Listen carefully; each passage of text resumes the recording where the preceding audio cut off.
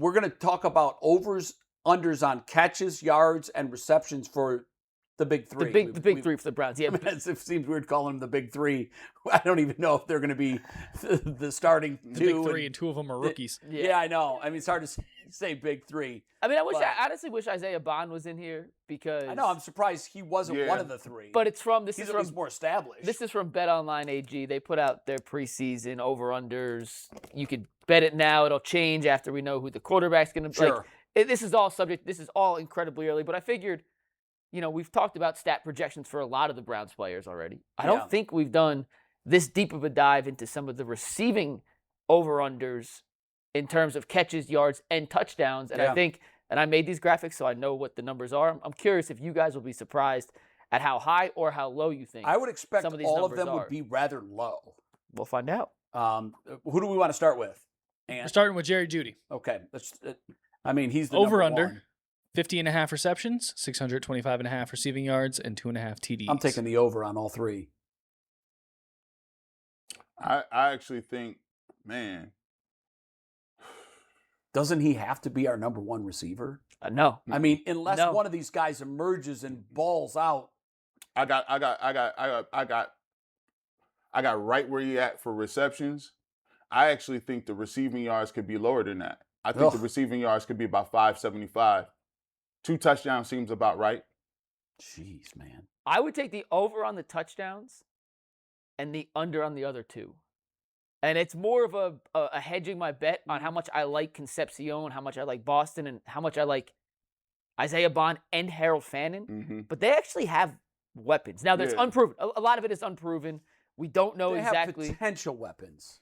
But they have only one of them has been was a true weapon last year. And it's not this guy. No, it's not. It was Harold Fannin. However, if you go back 2 years, that's what I don't understand about Jerry Jeudy. I don't understand the inconsistency. When he played Denver, he looked like any team's number one. Yep. Anybody's number. It was one of the greatest receiving games ever. But then against an ordinary team, he's invisible. So here's my thing with Jeudy and why I'm just not buying the hype heading into this season. And I hope to be proven, for the record, I hope to be proven wrong. Yeah. Jeudy is a guy who's a route tactician, incredible footwork, but he's a timing-based receiver. And G, I want you to talk to this in a second. Maybe tomorrow we'll ask Tyvis about this. Look at the drop. He's a guy who, right off the line of scrimmage, can beat guys in press coverage with his footwork, and he wants the ball delivered on time in a spot exactly where he wants it. And both Deshaun and Shador have done some of the best work in their career improvisationally. And we saw it multiple times last season. Jeudy and Shador kind of get into it because Jeudy wanted it in a certain place at a certain time. Shador didn't see it the same way when they were reading the coverages. He threw, I forget what team it was, but he threw one out of bounds. It was a right corner route on the sideline. He overthrew it. They got into it. I just don't think the quarterback style the Browns have and the way Monken wants to play, which is use your athleticism, improvise. We're going to go a deep passing attack that involves more time to develop these routes. Who did he have his big game with against Denver? Was that Jameis Winston? It was Jameis. I thought it was. It was Jameis. Yeah. So I just don't love the pairing of Judy's skill set with what the Browns quarterbacks can do in terms of playing on time, in rhythm, quick, as opposed to playing more deep. And I'm going to say the opposite when we get to the other guys, because I think their skill sets match the Browns quarterback skills a little better than Judy's. I just think it's tough because when you got a new coach, I've always said, we don't know what the offense is going to look like. That's fair. And then when you get out there, there's going to be times where you're looking around, and if you make a mistake, or you get hurt, or you miss a couple of practices, I know it. I know for a fact that the coach is like, all right, well, let's go with these young dudes, man. Like, they drafted them for a reason. They drafted 2 receivers. Yeah. So, and those guys are Monken's guy. Judy's not. You're right. And so Jerry Jeudy, and the thing with Jerry is, if you look at it, he had a great year, 1,300 yards, but it's the inconsistencies. It's maddening. I don't forget Shador, or Deshaun Watson. Go back and watch Joe Flacco. Mm-hmm. Yeah. I mean, Joe Flacco, 2 times against the Bengals. First game of the season. It's one route where the ball bounces off his hands, and it's an interception. Yep. They throw it to him again to set up for an easy first down in the red zone. He just drops it. Yep. So those are things that you just can't do. And to me, he's been inconsistent at the places he is. If you can get 600 yards from him, I'll take it. Great. When's his contract up? they can get out of it after this season. Okay. I think he's playing for his career. I really do. This is a guy that came in with a lot of fanfare, expected to do great things in Denver, and he was a problem child there. He had some issues. Mm-hmm. I mean, they traded a first-round pick, aka the guy they drafted 15th overall, bless you, for a 6th and a 7th, which tells you. Yes. His welcome was worn out. Mm-hmm. I don't want to say he was a problem child here. He's been a problem child here. No, I don't think that would be fair to him. No, he's been fine. There's been some dust-ups. You mentioned the thing with Shedeur. But that happens with quarterback receivers. Disagreements with teammates can lead to success. Yeah. I don't look Tom at it Brady is famous for that. I don't look at it as a negative. I was just pointing it out. But I do think there have been issues with perhaps his work ethic and perhaps his ability to catch the football. You have one job. You're a receiver. And I think he led the league in drops. I know he led it one season. Yeah. And he might have been very near the top a second season. And so the Browns, for whatever reason, we've talked about this ad nauseum, this administration with the Browns, and I say this administration even though they've changed coaches, the general manager is still the same, has had a major blind spot at wide receiver. Mm-hmm. The only one they've had any success with at all came here on a trade from Dallas. Right. And he did have success, and Cooper was a great player for a while. But outside of that, go look at the names they've brought in. It's not good. Via trades or free agency, and go look at the guys that they have drafted. Not good. And that's why I think that this might be the perfect storm this season for Jerry Jeudy, because he's probably playing for his career. He knows he has to put up numbers. And I am not going to believe that the rookies can play in this league until they prove to me they can play in this league. That's fair. At wide receiver, nobody's potential means anything. They have no potential equity with me. Not because of them, because of the administration The track record. and the track record that they have. So I'm interested to see as we get into Boston and Concepcion, who are next. Yeah. Because I think me and G are going to be aligned, and I think you're going to be We'll see. opposite. I just want to see where the numbers are. If they're reasonable, I may take the over. At the end of the day, they got to go do it. Like, it's tough. Prove it. It's tough. Prove it. Rookies are rookies, right? That's why we get mad when they be like, Mendoza's a top 10 quarterback. I'm like, whoa. Top 10? We ain't seen it yet. Yeah. But I get what you're saying. You got to show it. Let's see what the All right, next line Casey is. Concepcion is next at 52.5 receptions, 650.5 receiving yards, and 3.5 TDs. So All it's higher than slightly Judy's. above Jerry Jeudy at all three. Very slightly above. I actually think this is very accurate. I think it's pretty close. Too. I think this is super accurate. If I squinted a little bit, and I'm very conservative about these numbers since that 4,500, in my portfolio when it comes to these numbers. Yeah, and that's right. You have that on your resume. Yeah, I got that set. So I would look at me like 675-ish. Like if you gave me 4 touchdowns, 675, and maybe 53 receptions, I think this would. If you just that'd be showed a me good that, rookie season. That'd be a good rookie season right now. That is an acceptable rookie season. That right there. It's not exceptional, but it proves that he can play in the league, and there's hope that he can build on that. If those are his rookie numbers, I'm good with that. Of all the 9 reception, receiving yard, touchdown options that we have on the board here, over 52.5 receptions is my single favorite of all the bets, because I think Concepcion is going to catch 25 bubble screens this year. 20 bubble screens. He's going to be used in a myriad of different reverses, ways. And passes. Look how Todd Monken utilized Zay Flowers in his offense in Baltimore. And I understand the Baltimore offense and the current Cleveland offense. Different. Night and day. Lamar Jackson versus the uncertainty at quarterback here. You had a proven, established offensive line. You have a remade offensive line. I get all of that. But look at how he used Zay Flowers. Look at how creatively they got Zay Flowers the football. That is how I envision them using Casey Concepcion, who they took over Denzel Boston when both were on the board with that 24th pick. I think Concepcion's going to have close to 100 total touches this season. Wow. Receptions, carries on jet sweeps and reverses, punt return, kick return opportunities. I don't know how many yards it'll get, because I think a lot of the routes he's going to run are more of these, 4 or 5 quick outs, get the ball in his hand, see if he can make a guy miss and turn a short play into a long gain. But I think over 52.5 receptions, I would hammer that run to the bank. And you're taking it too, right, Gene? Of course. I actually, to be truthful, I like that, because I'm right now working on some film cut-ups. And what I'm doing is starting in August, I'm working to get the pass offense and different things from Todd Monken. And this clip that I'm getting together is called Free Yards. And so it's just I like that. it's See, free that's yards. the second fist bump of the day. Yeah, like it's just all of the little routes and little things that Todd Monken has done at his stop at Georgia, at his stop at Oklahoma State, at his stop with the Baltimore Ravens, where these are just regular manufactured yards where it's maybe a rub route, maybe it's the formation, the stem, or maybe they're using motion to confuse people. And it's just little routes where they get guys out in the open space, and you're like, that was a nice little play. He didn't even have to, he wasn't even on him. Nobody was on him. And we never had that. And we No. never get that. No. I mean, you had to line up one-on-one, press coverage. There were times it felt like it was 11 versus 13. Like I kept saying, why are our guys never open? How about like 9 versus 13? Like, I'm not sure we had 11 out there running routes and listen, blocking. it was dramatic at times. We've talked many times about how you flip on the old Chiefs, the current Bills, and you're like, he's we wide got open. 3 guys wide open Wide in that open. route. Yep. And we can't get one guy open, and even on the on little rub routes or the little stuff right off the line of scrimmage, it's like the corners knew it was coming and they jumped the routes. Like, what, are we telegraphing it that badly? Handcuffed. We get back, and even when we throwing the ball, I mean, the DB is all over the dude. That's a 50-50. I said, how's it a 50-50? We had catches where we lost 8 yards.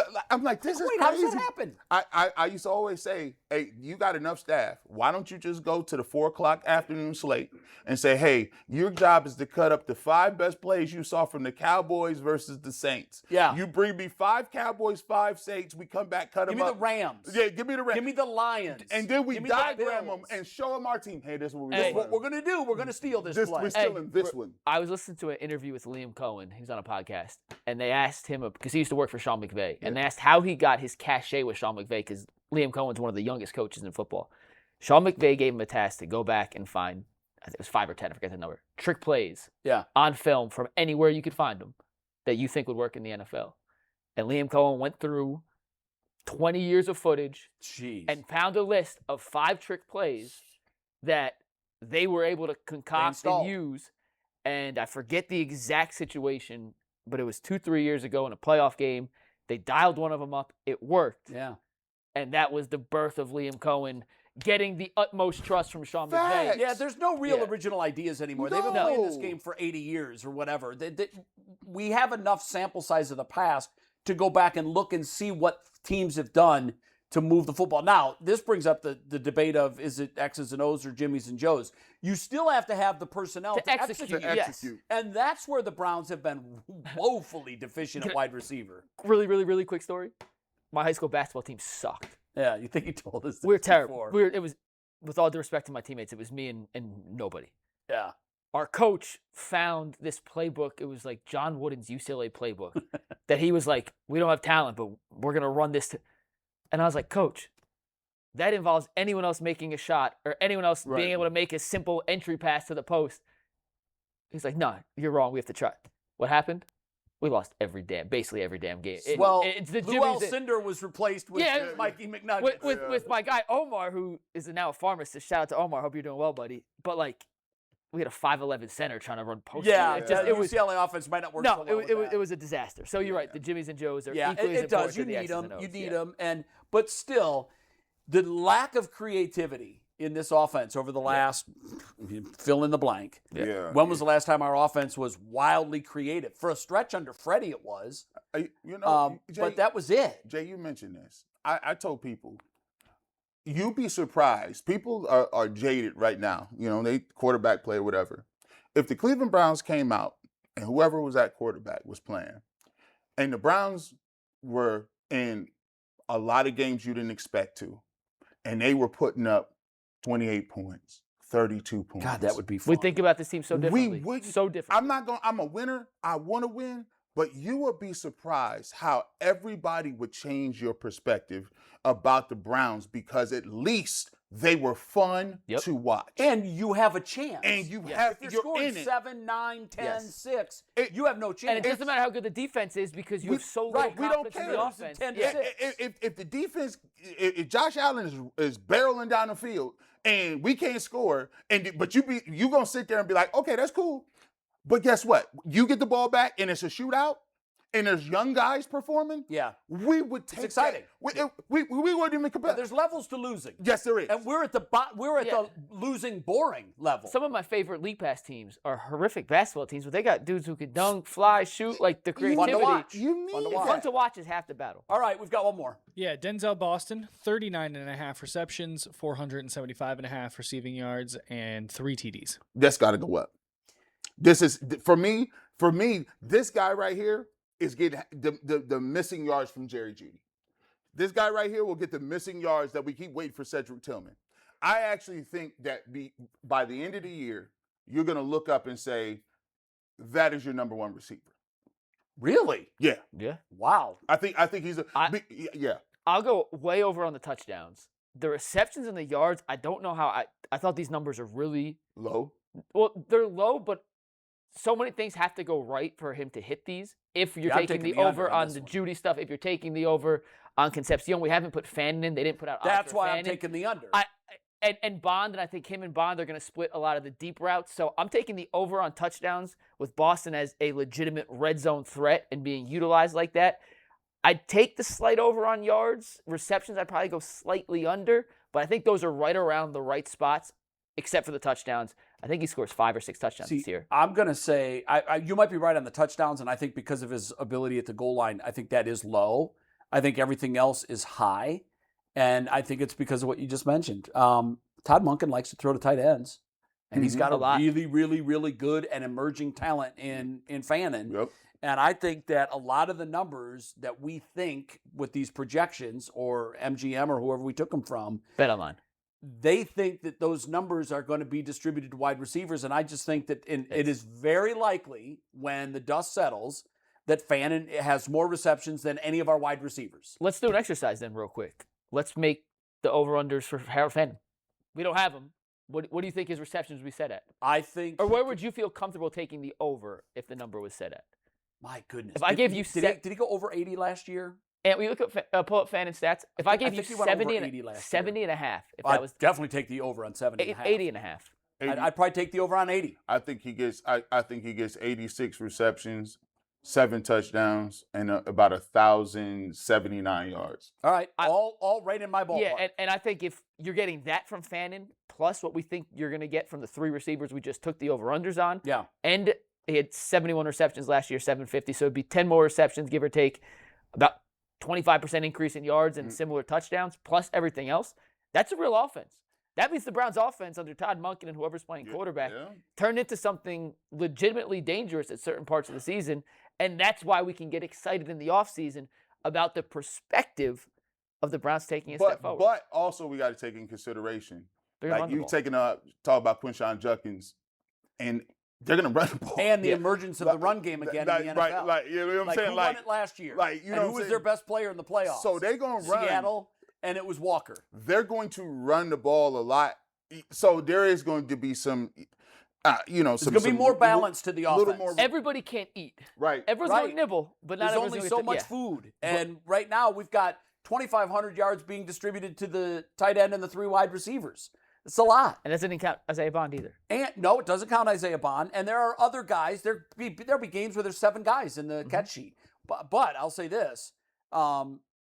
Because we don't know what Todd Monken is, what his offense is going to look like here. Remember, who did he have running point for his offense in Baltimore? Lamar Jackson. And who will he have running point for his offense in Cleveland? Stetson Bennett. No, I'm playing.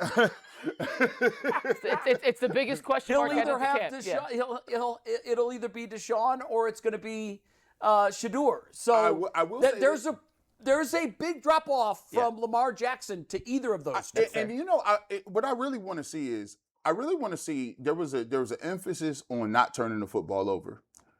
I want to see if the emphasis on letting those guys throw the ball deep. Because one thing that I did see when Denzel Boston was out there with Shador Sanders or Deshaun Watson, the first person I saw them throwing the ball to was Denzel Boston it was the on deep- jump balls. Right. Like they're just Deep like, route against Tyson Campbell. oh yeah, we can Well, throw I that like up it. there. I like it. We're going to see though. 50-50 balls. I would say the one play that stands out throughout all of minicamp, if you had to single it down to one, was the Deshaun Watson left sideline deep ball to Denzel Boston. He called You're over right. Tyson Campbell. It was a beautiful throw and a Ronnie beautiful catch. And Ronnie Hickman was all over. Hickman was there too, And- yeah. But he cooked both of them. Yeah. But yeah.